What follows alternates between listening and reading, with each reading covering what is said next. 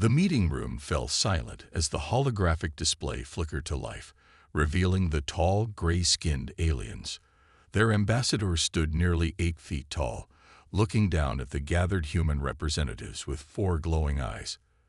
This was humanity's first official contact with the Vex, and it wasn't going well. "Your species is young." The Vex ambassador spoke through the translator, his voice carrying traces of metal and static. "You have barely learned to crawl beyond your own moon. We offer you a chance to serve under our guidance." General Smith, the lead human negotiator, kept his face neutral despite the growing anger in his chest. The talks had gone on for 3 days in the neutral space station, and each day the Vex demands grew more insulting. "We've reviewed your terms," Smith replied, standing up from his chair. "Earth will not surrender its resources or accept alien rule. We're willing to trade and cooperate as equals, nothing less." The Vex ambassador's secondary eyes blinked in what humans had learned was a sign of amusement. "Equals? Your civilization is barely 5,000 years old. We were building starships when your kind lived in caves." Behind Smith, the other human representatives watched carefully. They had prepared for this possibility, but hoped it wouldn't come to this. 20 years of detecting alien signals had given humanity time to prepare, to build defenses in secret. The public knew nothing about the hidden fleets or the weapons stationed throughout the solar system. "This is your final choice," the Vex ambassador continued. "Submit to our rule or face extinction. We have conquered 32 species. You would be wise to learn from their example." Smith looked at the data pad in front of him, pressing a hidden button that sent a signal back to Earth. If things went bad, the defense grid would activate. He thought about his grandchildren, about all of humanity's children, and knew they deserved a future of freedom. "You speak of 32 conquered species," Smith said, his voice growing stronger. "Tell me, how many of them fought back? How many showed you what war really means?" The Vex ambassador's upper eyes narrowed. "Are you threatening us, human?" Smith smiled, but there was no warmth in it. "No, I'm promising you something. Humanity's entire history is filled with war. We've spent thousands of years fighting each other, perfecting the art of combat, dreaming up ways to defend ourselves against threats from the stars. While you watched us, we watched back. We prepared. You cannot hope to." The ambassador started, but Smith cut him off. "The words I'm about to speak will be remembered in human history books, so listen carefully," Smith said, his voice carrying across the room. "You want war. We'll show you war." The hologram flickered as the Vex ambassador stepped back, surprised by the human's boldness. Within seconds, alarms began blaring through the space station. The Vex fleet had opened fire, just as humanity had predicted they would. But humanity was ready. As the first alien shots flew toward Earth, thousands of hidden defense platforms emerged from their camouflage.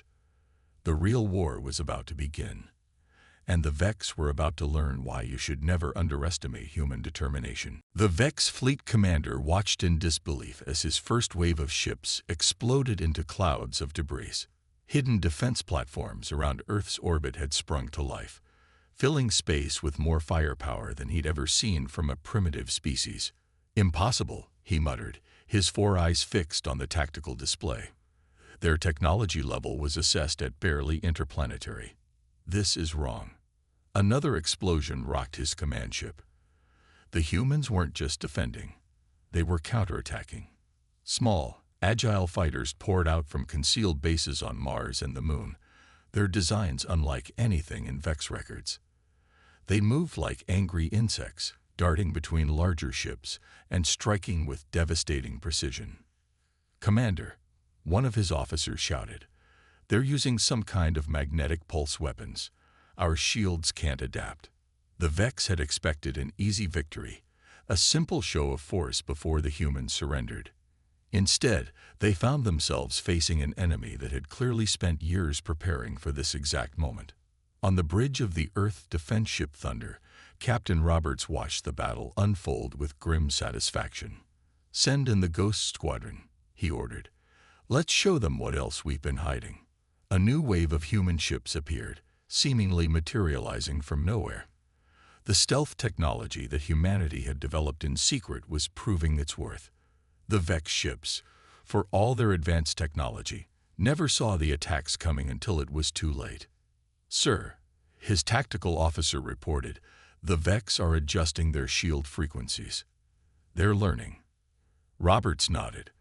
They'd expected this. Implement Battle Plan Delta. Switch to the sonic disruptors. The human fleet smoothly transitioned to different weapons, one specifically designed to exploit weaknesses in Vex ship architecture that had been studied from long-range scans over the years. More alien vessels burst apart under the assault. In lunar orbit, the massive defense station, Fortress, activated its main cannon.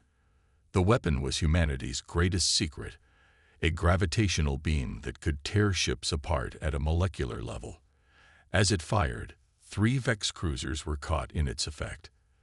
They twisted grotesquely before breaking apart, their advanced hulls useless against physics itself. The Vex commander watched his mighty fleet being systematically destroyed. "Full retreat," he ordered, his pride shattered. "Back to the rally point. We must reassess." As the surviving Vex ships fled, chased by human interceptors, celebrations erupted across Earth's military bases. But the senior commanders knew this was just the beginning. They had bloodied the aliens' nose, but the Vex controlled an empire. They would be back, and with a better understanding of what they faced.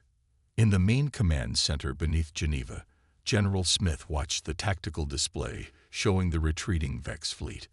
"Send word to all commands," he ordered. "Operation Sleeping Giant is now in effect. Deploy the Deep Space Fleet." As his orders went out, hundreds of hidden shipyards throughout the solar system began powering up. Humanity had won its first battle, but the war was just beginning, and they had many more surprises waiting for their new enemies. In the massive United Nations chamber, representatives from every nation stood together, their differences forgotten in the face of an alien threat. The room hummed with energy as military leaders revealed decades of secret cooperation and hidden technological advances. For 30 years, General Smith addressed the assembly. "Every major nation has contributed to Project Guardian. While we fought our public wars and political battles, underground we were preparing for this moment." On the giant screens behind him, classified images appeared showing massive underground facilities, hidden shipyards in the Himalayas, underwater bases in the Pacific, and asteroid factories beyond Mars. The world's leaders watched in amazement as their greatest secret was finally revealed. China's fusion drives, Russia's shield technology, America's quantum weapons, India's AI systems. Every nation contributed their best work in secret, Smith continued. Now we use them together.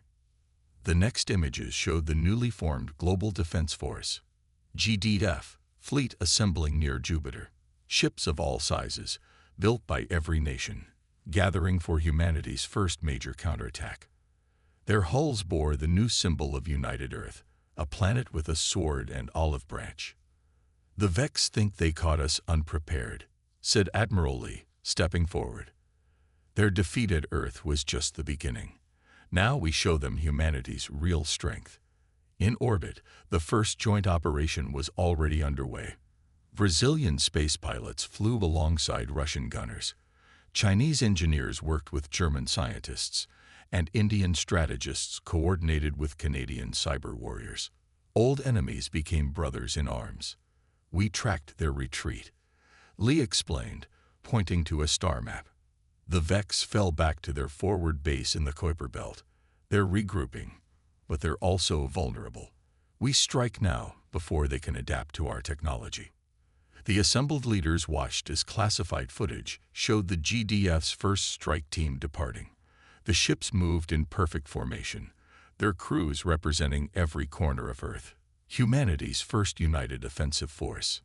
Deep in space, Commander Ray watched his tactical display as the fleet approached the Vex position. "All ships, battle positions," he ordered. "Remember your training. We've practiced this for years." The human fleet emerged from stealth mode right in the middle of the Vex supply lines. The aliens had never expected their enemies to strike so far from Earth, and their surprise was complete. Human ships, using technology that combined the best innovations from every nation, tore through the alien support vessels. "They're running," someone shouted over the comm as the last Vex ship fled. The supply base, filled with vital alien resources and technology, fell into human hands intact. Back on Earth, the UN chamber erupted in cheers as news of the victory arrived. But General Smith raised his hands for quiet. "This is just the beginning," he reminded them. "The Vex will return with a larger force.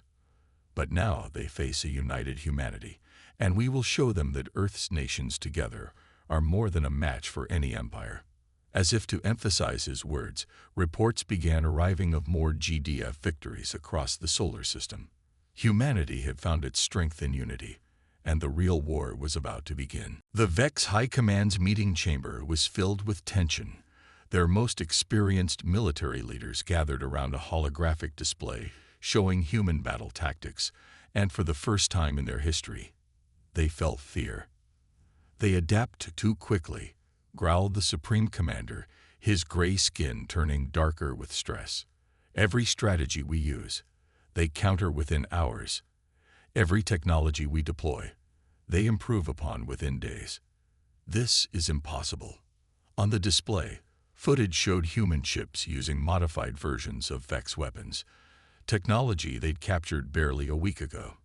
But the humans hadn't just copied the designs, they'd made them better. "Look at this," said the chief scientist, highlighting a recent battle. "Their ships now combine our energy weapons with their primitive projectile technology. The result is more effective than either weapon alone. How do they think of these combinations so quickly?" In deep space, Commander Tom led his guerrilla fleet on another raid. His ships were smaller than the Vex cruisers, but they moved like wolves among sheep. "Target their supply ships," he ordered. Standard hit and run tactics. The human vessels struck from multiple directions, using attack patterns based on ancient Earth cavalry strategies. The Vex, with their rigid military doctrine, couldn't adapt to the seemingly chaotic movements. "Sir," called out Tom's sensor officer, "they're trying that new shield configuration." Tom smiled. "Just like we expected. Deploy the sonic magnetic hybrid torpedoes." The new weapons, developed by combining stolen Vex technology with old Earth submarine warfare concepts, tore through the alien shields like they weren't there. Another supply convoy fell to human ingenuity. Back in the Vex command center, reports of the raid arrived. The Supreme Commander slammed his fist on the table. How do they keep surprising us? We've conquered species with 10 times their technological level." The intelligence director stepped forward, his analysis complete. "It's their history," he explained. "Most species we encountered developed in relative peace, focusing on technology. But humans, they spent their entire history fighting each other. They have millions of battle strategies, countless ways of thinking about warfare. They're not just copying our technology. They're combining it with thousands of years of combat experience." On a captured Vex data core, human scientists made another breakthrough. "Their base programming is predictable," the lead researcher reported to General Smith. "They think in straight lines, always seeking the most efficient solution. But humans, we think outside the box," Smith finished. "And that's why we're winning." A new alert sounded. The Vex had launched another major offensive, but this time the humans were ready. Not with bigger ships or stronger weapons, but with strategies the aliens could never predict. "Launch Operation Trojan Horse," Smith ordered. "Let's show them another old human trick." As the orders went out, disguised human ships moved into position. The Vex were about to learn that humans didn't just adapt technology. They rewrote the rules of how it could be used. And in this war, creativity was proving more valuable than advanced technology. The Vex were learning a hard lesson. They might have superior technology, but humans had something far more dangerous: unpredictability. The battle for Alpha Centauri began at dawn, Earth time. The closest star system to humanity's home had become the stage for what would be remembered as the turning point of the war. Admiral Jane stood on the bridge of the flagship Defiance, watching as the largest fleet humanity had ever assembled moved into position. The captured Vex supply base had given them the resources to build something special, a weapon that would break the aliens' pride forever. "All ships report ready," her tactical officer announced. "The Vex fleet is approaching exactly as predicted." Jane allowed herself a small smile. The Vex were so predictable now. Their tactics analyzed and understood through countless battles. They would expect a head-on confrontation, the traditional way of warfare among spacefaring races. "They never learned, did they?" Jane mused. "Begin Operation Slingshot. Let's make history." The human fleet scattered in what appeared to be a panicked retreat. The Vex, sensing victory, pressed forward with their massive dreadnought leading the charge. It was exactly what Jane had planned for. "They're passing the gravity point now," reported the science officer. "All ships in position." Jane took a deep breath. What they were about to attempt had never been done before. "Activate the gravity nets. Begin the slingshot." Hidden devices planted throughout the star system came to life, creating a complex web of gravitational fields. The human ships, knowing exactly where these fields were, used them to perform impossible maneuvers. They curved around like dancers, gathering speed with each turn. The Vex commander watched in confusion as human vessels whipped past his fleet at increasingly impossible speeds. "What are they doing?" he demanded. "This defies physics." But it didn't defy physics. It used them in ways the Vex had never imagined. Each pass through the gravity net added more speed, more energy. The human ships became bullets, wrapped in shields stolen and improved from Vex technology. "All ships at maximum velocity," the tactical officer reported. "Point of no return in 3, 2, 1. "For Earth," Jane shouted. "Execute final maneuver." The entire human fleet, moving at speeds that made their ships glow like small suns, converged on the Vex dreadnought from all directions. The aliens realized too late what was happening. Their massive shields, designed to stop energy weapons and missiles, couldn't handle the kinetic impact of dozens of ships moving at near relativistic speeds.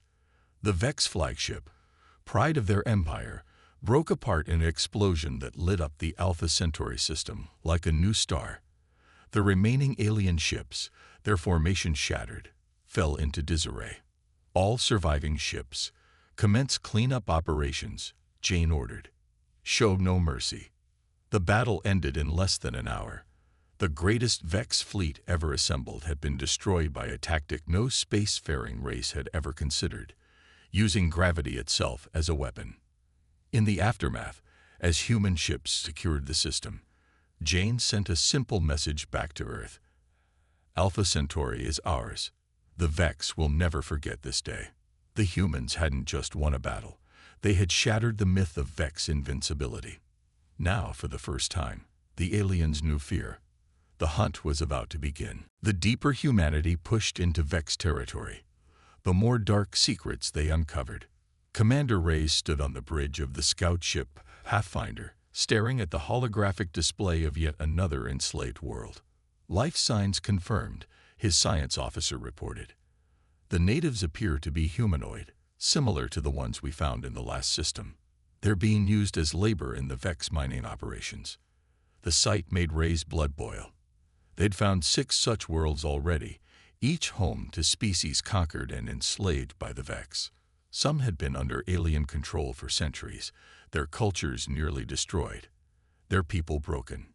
"Send in the stealth teams," Rey ordered. "Same as before. Let's show these people there's hope." Human special forces, using cloaking technology that even the Vex couldn't detect, slipped onto the planet's surface. They carried with them something more powerful than weapons: the promise of freedom. In orbit, the Pathfinder sensors detected incoming Vex ships. "Right on schedule," Rey smiled. The aliens had become so predictable in their responses. Launch Operation Lighthouse. Across the planet's surface, hidden transmitters activated, broadcasting messages in the local language.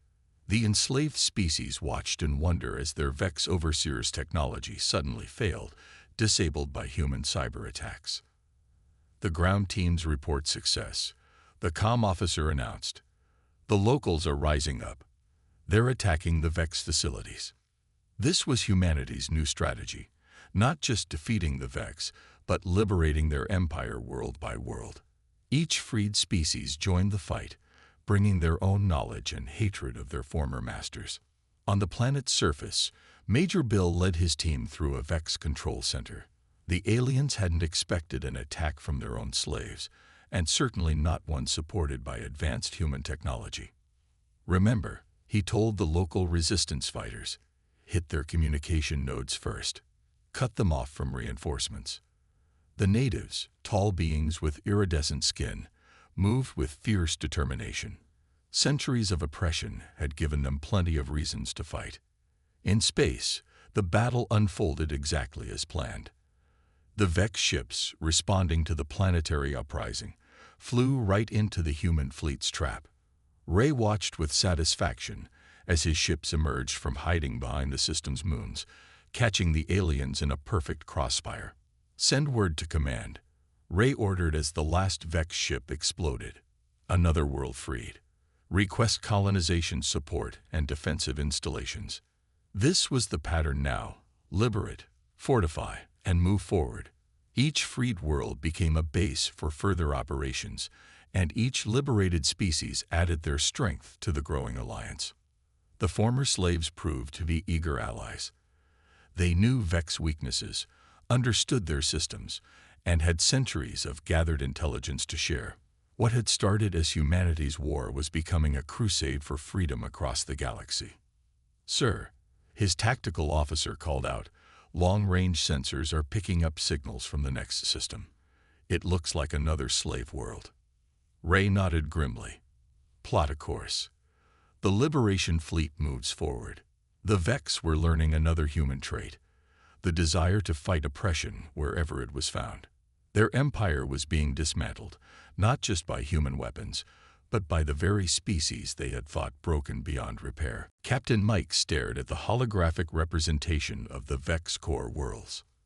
After months of pushing deeper into enemy territory, humanity had finally reached their central systems. The alien empire's heart lay exposed.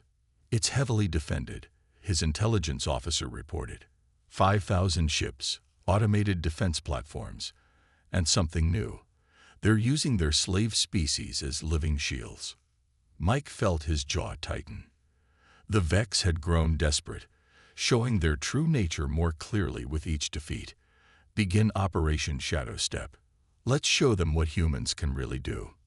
His ship, the Ghost Walker, was humanity's most advanced stealth vessel, built with technology from a dozen liberated worlds and enhanced by human ingenuity.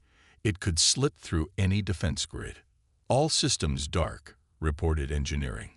"We're running silent." The mission was simple but crucial: infiltrate the Vex homeworld, gather intelligence, and find weaknesses.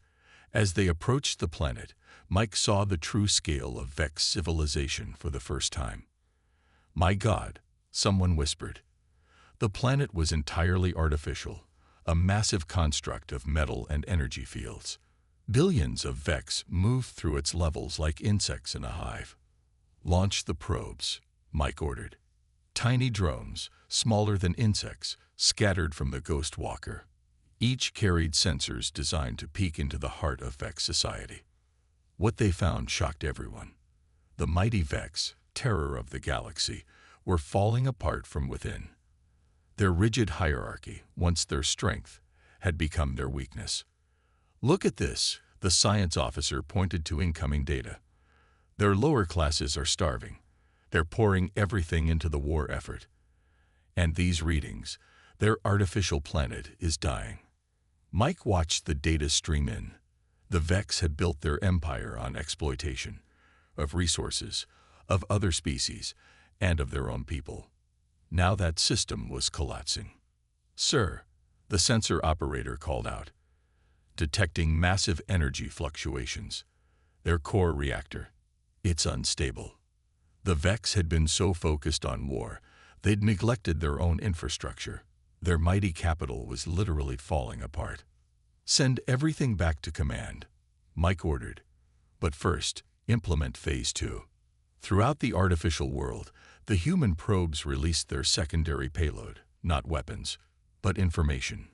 Videos of Vex defeats, images of liberated worlds, proof that the Empire was failing.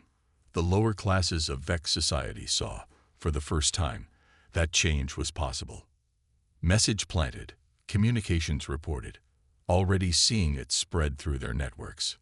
Mike allowed himself a grim smile. The Vex had expected humans to fight with just weapons. They never understood that ideas could be more dangerous than any bomb. Ghost Walker, beginning extraction, he announced. As they pulled away from the Vex homeworld, his crew could already see the first signs of unrest. Ships moving erratically, energy patterns shifting. Send the code phrase to Earth, Mike ordered. The hive is rotting from within. The human fleet would strike soon, but they wouldn't need to destroy the Vex homeworld. The Empire's own people would do that themselves. Sometimes, Mike reflected, the greatest victories came not from fighting your enemy, but from showing them the truth about themselves. The revolution began not with a bang, but with a whisper. Inside the Vex capital world, centuries of oppression finally reached their breaking point. The lower classes, inspired by human broadcasts and tired of endless war, rose up against their leaders. General Smith watched the reports flood in from their spies and probes. The Vex never understood their greatest weakness, he told his command staff. They built an empire on fear and control. But they never learned that fear can turn to anger. The combined fleet of humanity and liberated species gathered at the edge of Vex space. Ships of all shapes and sizes, each representing a race that had broken free from Vex control, waited for the signal to advance. The latest intelligence shows their defense grid is failing, reported Admiral Jane. Their own people are sabotaging it. Multiple Vex battle groups have turned on each other. On the Vex homeworld, chaos spread through every level of the artificial planet. The lower-class warriors, long treated as disposable troops, turned their weapons against their commanders. Engineering drones, meant to maintain the massive structure, began shutting down crucial systems. Launch the final phase, Smith ordered. All fleets, commence Operation Avalanche. The Allied Armada moved forward, but not as conquerors. Each ship broadcasted a simple message in all Vex dialects. We offer freedom to those who want it, sanctuary to those who need it, justice to those who deserve it. Inside the Vex capital, Commander Ray led a covert team through the chaos. Their mission was crucial: locate and protect Vex civilians who wanted to escape. Not all Vex were enemies. Many had been as oppressed as the species they'd enslaved. Another group coming in, his sergeant reported. Looks like more engineering-cased families. Ray nodded. Get them to the evacuation points. Remember, we're not here for revenge. We're here to end this. In orbit, the battle wasn't really a battle at all. Vex ships either fled or surrendered. The mighty empire that had terrorized the galaxy was collapsing under its own weight. Centuries of oppression and rigid control had created a structure that, once cracked, couldn't hold together. Sir, a communications officer called to Smith, we're receiving surrenders from 17 more battle groups. Their commanders are requesting asylum. Smith thought about how far they'd come. What had started as humanity defending itself had turned into something greater, a revolution that would reshape the galaxy. Accept all surrenders, he ordered.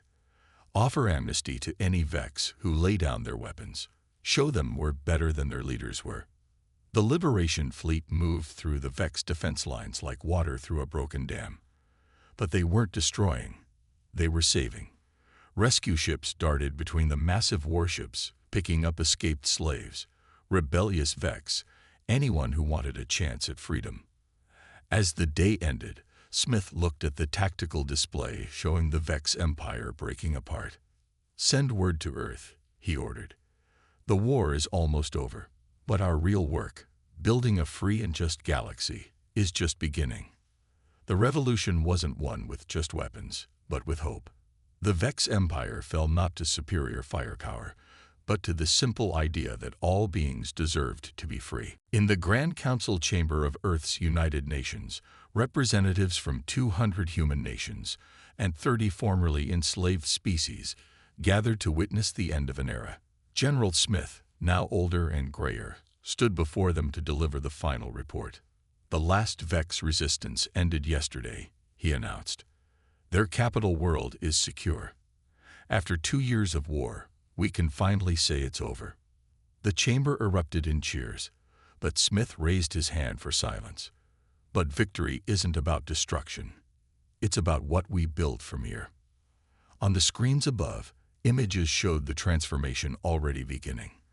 The Vex artificial world, once a symbol of oppression, was being reformed into the headquarters of the new Galactic Council. Former slaves worked alongside reformed Vex to create something new. We destroyed an empire, Smith continued, but we saved a civilization. 70% of the Vex population chose peace. They're learning, changing, becoming part of our growing alliance. Admiral Jane stepped forward to present the reconstruction plans. The freed worlds are rebuilding. Human technology and determination, combined with the knowledge of all our new allies, is transforming the galaxy. Where the Vex built walls, we're building bridges. In orbit around the former Vex capital, Commander Ray supervised the dismantling of the last weapon platforms. His crew now included humans, reformed Vex, and members of a dozen other species. They worked together, each bringing their own strengths to the task. We've finally agreed on a name, he reported back to Earth. The new civilization rising from these ashes will be called the United Stars. Back in the council chamber, the representatives voted on the final peace accords. The terms were firm but fair. No more slavery, no more conquest, no more exploitation. Every species would have a voice in the new order. Let history remember this, Smith said as the votes were tallied. Humanity's first interstellar war could have ended in vengeance. Instead, it ends in hope. The former Vex Supreme Commander, now a key advocate for reform, addressed the chamber. We thought we were superior, he admitted. Humans taught us that true strength lies not in domination, but in cooperation. We forgot that lesson once. We never will again. As the final agreements were signed, celebrations erupted across 1,000 worlds. Species that had once been enemies now looked toward a shared future. The Vex Empire was gone, but its people would survive, changed for the better. Send the final message to all fleets, Smith ordered. The war is over. Come home. But home had changed. Earth was no longer alone in the universe. Humanity had proved itself not just as warriors, but as liberators, builders, and unifiers. In the end, the Vex ambassador's arrogant challenge had led to something nobody expected. Humans had shown them war, yes, but they'd also shown mercy, wisdom, and the power of freedom. As the sun set on this new era, ships from 100 worlds docked at Earth's orbital stations. The stars had once seemed like a threat. Now they were filled with allies, friends, and endless possibilities. The war was over. The future was just beginning.